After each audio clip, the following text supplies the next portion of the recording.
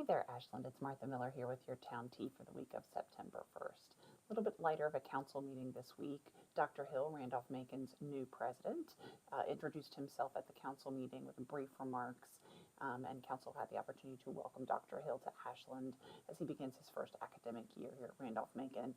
And we wish all of our Yellow Jackets a great year as they get started with classes this week.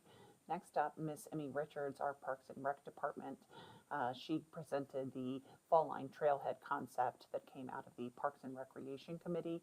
This is a piece of public art, a functional piece of public art that will go on Robinson Street there adjacent to the library as kind of the town's downtown trailhead for the Fall Line Trail. If you're interested in that design, you can see that in the agenda packet, but we expect that to be in place, fabricated and completed by the end of this calendar year.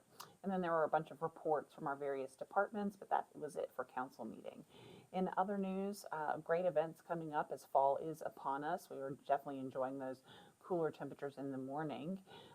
We have the pup swim, which is happening at Carter Park Pool tomorrow. There may still be some slots available for sign up, but you do need to register for time slots. You cannot just show up with your dog for that swim because we're having to obviously control how many dogs are in the pool at one time.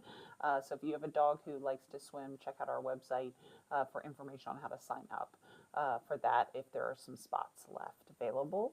And then on Friday Night Lights commence. Randolph-Macon has a football game here on Friday night, as well as Patrick Henry kicks off their football season out at Patrick Henry High School for the first football game of the season. So hope to see some of you out at one of those games. And then I also wanted to welcome a new business here to town. We hosted a ribbon cutting for Brush Strokes and Everything Art, which is a new kind of art studio class space there on Route 1. The address is 701 North Washington Highway. So if you get a chance, go check out what she has to offer out there. It looks like a great addition to some of our businesses here in town. Looking ahead, elections are coming, town council elections. As I've mentioned before, we have 2 seats up for election with 4 candidates running.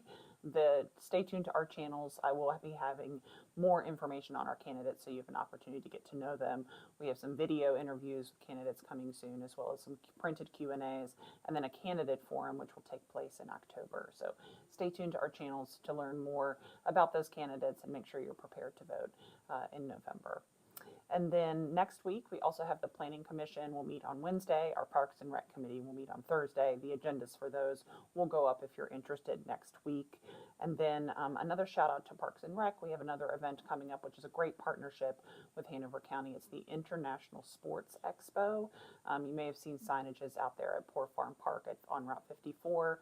This is, again, a collaboration between our Parks and Rec Department and Hanover County, as well as several international sports teams. So if you're interested in kind of some new sports, Scottish Highland sports, there's a sport called hurling that Emmy in our Parks and Rec Department plays.